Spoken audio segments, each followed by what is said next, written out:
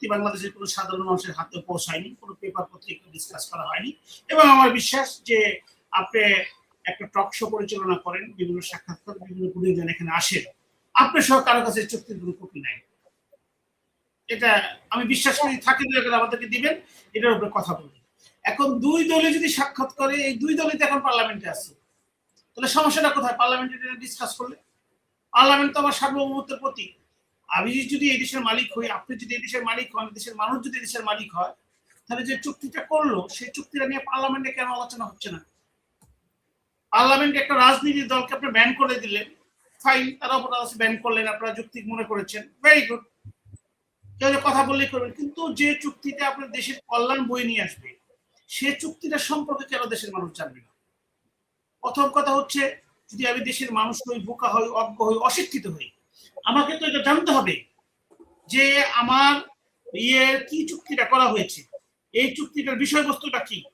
এই চুক্তিটা যদি বিষয়বস্তু আমি না জানি, তাহলে তো আপনার আমার এই চুক্তি তো আমি এই চুক্তির কোনো রেজাল্ট তো পাবো না।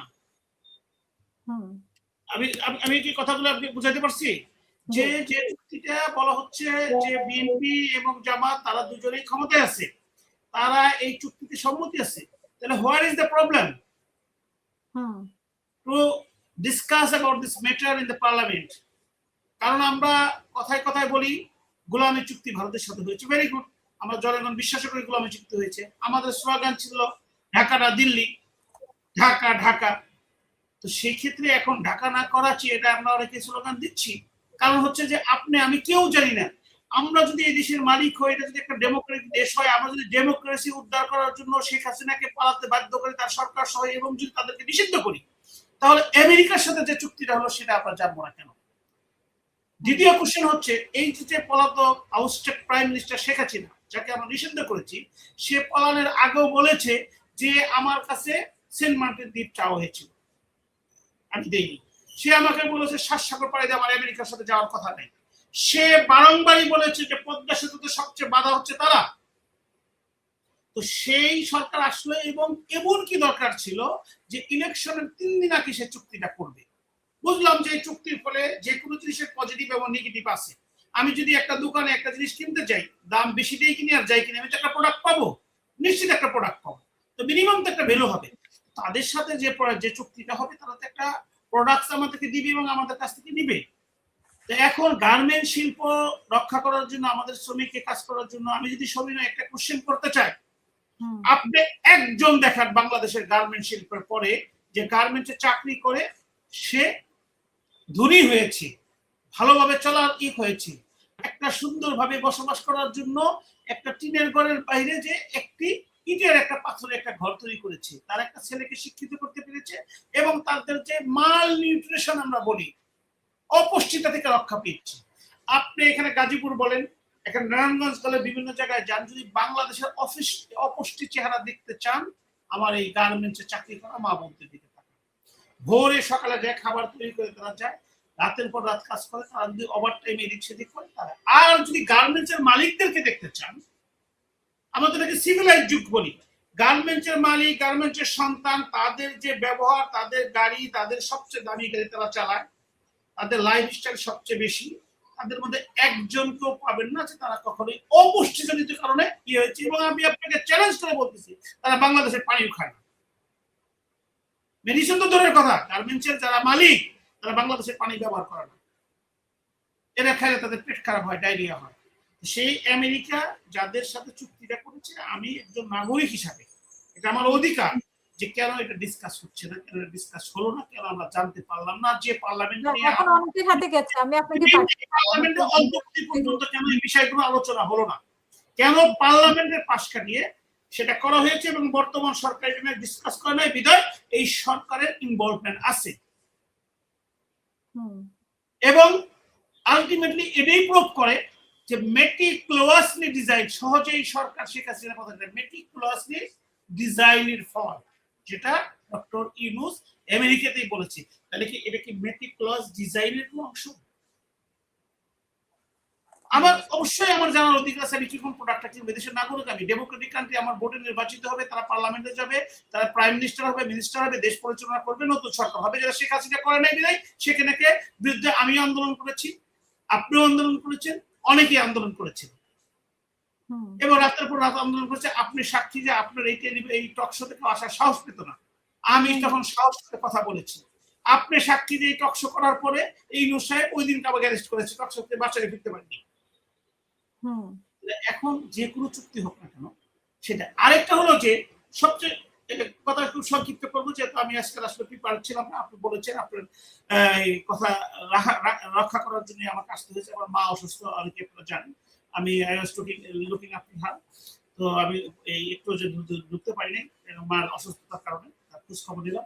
বিষয়টা হচ্ছে যে আমরা যে স্লোগানে আসছি, একত্রিত হয়েছি, এটা এন্টি ডিসক্রিমিনেশন, বৈষম্যহীনতার কারণে।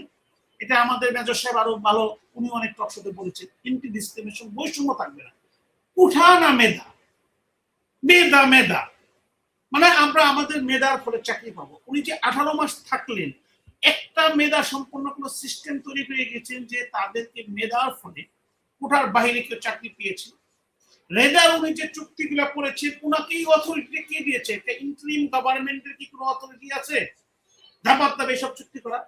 এবং আপনারা দেখেছেন গতকালকে যে আমি একটা মামলা করেছি, এই উপদেষ্টারা কেউ যদি দেশের বাইরে যেতে না পারে, রিজন হচ্ছে যে এটা খুবই প্রতিষ্ঠিত। এবং আমাদের আখতারুজ্জামান সাহেব যখন মেম্বার অফ পার্লামেন্ট ছিলেন, শহীদ প্রেসিডেন্ট জিয়াউর রহমান সাহেবের আমল থেকে 1979-এ ইউনিসেফকে দেওয়া হয়েছে আমাদের টিকার ব্যবস্থা করার জন্য।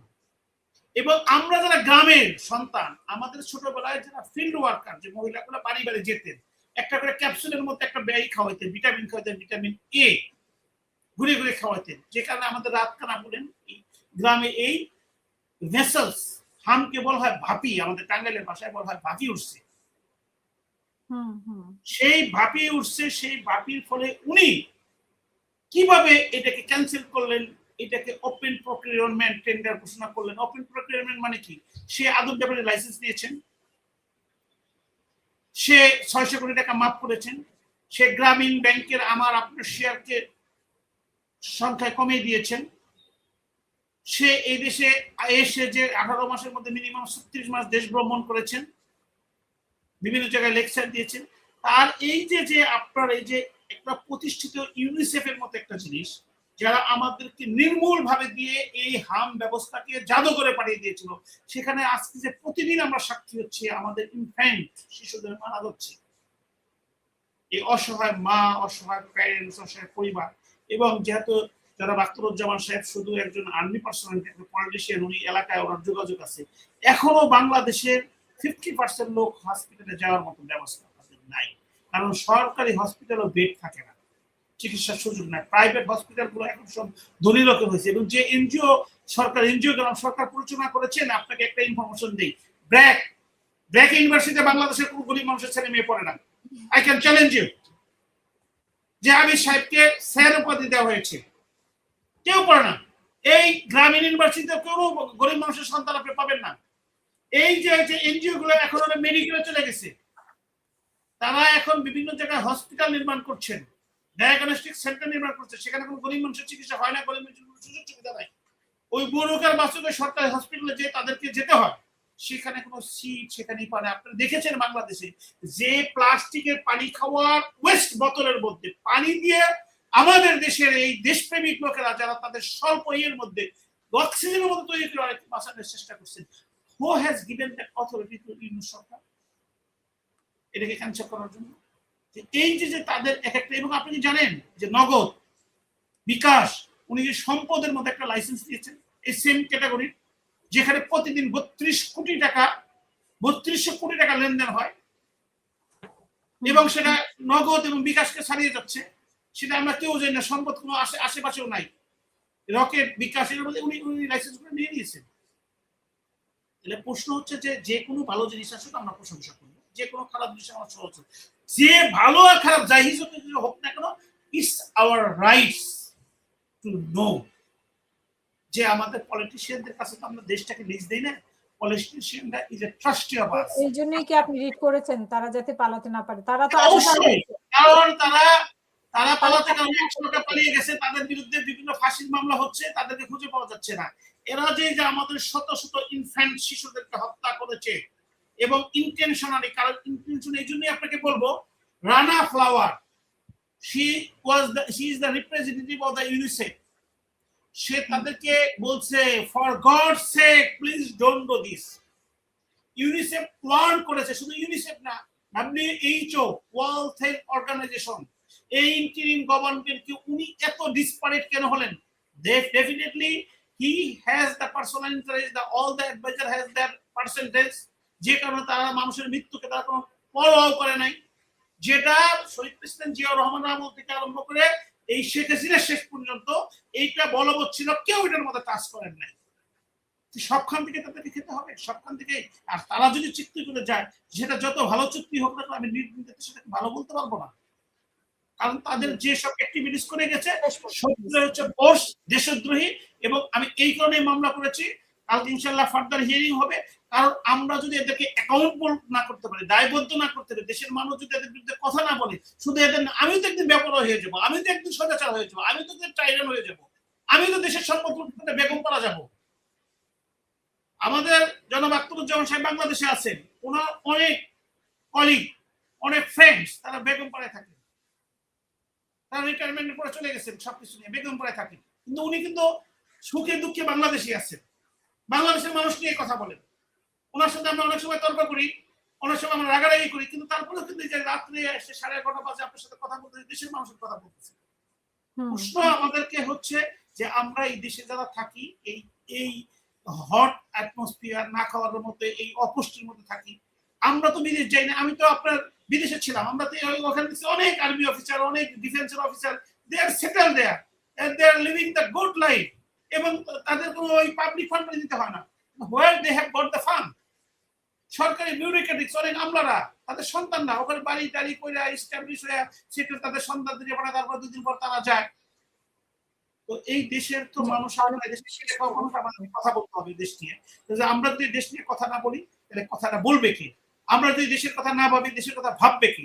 আমরা যদি কোশ্চেন না তুলি, তাহলে আমাদের শিক্ষিত হয়ে লাভটা হলো কি? যেমন আমি সিম্পল একটা কোশ্চেন আছে, পার্লামেন্ট স্টিল আছে, কেন পার্লামেন্টে চুক্তি নিয়ে কথা হলো না? এখানে বিএনপি এবং জামাত পার্লামেন্টে রিপ্রেজেন্ট করতেছে, এবং তারাই কেন তারা চুক্তি নিয়ে কথা বলতো? তার মানে ডাল মে কুছ কালা হয়, কোনো সমস্যা আছে দেখে তো তারা কথা বলছে না। এই সমস্যা আজকে হয়তো তারা জবাব দিতে হচ্ছে না। শেখ হাসিনা যেমন জবাব আমরা চাচ্ছি, আমরা তার সম্বন্ধে কথা বলছি, 2 দিন বললে কিন্তু দেশের মানুষ কথা বলবে। আজকে যে বীজ বপন হচ্ছে, সেটা কিন্তু আগামী দিন গাছ হবে, সেটার মধ্যে কিন্তু ফল ধরবে, সেইটার তিক্ততা কিন্তু সবাইকে গ্রাস করবে। তাই বলেছি, দেশটা আমার, আপনার, দেশের মানুষ ভালোবেসে আপনাদের কিছু যাই কিছু করেন না কেন, প্লিজ শেখ হাসিনার মতো করবেন না। ভারত বাংলাদেশের উপর দিয়ে রাস্তা দিবে, আমরা জানলাম না, সে সমালোচনা আপনার টেবিল টক আমি করেছি, আজকে কেন এটা করবো না।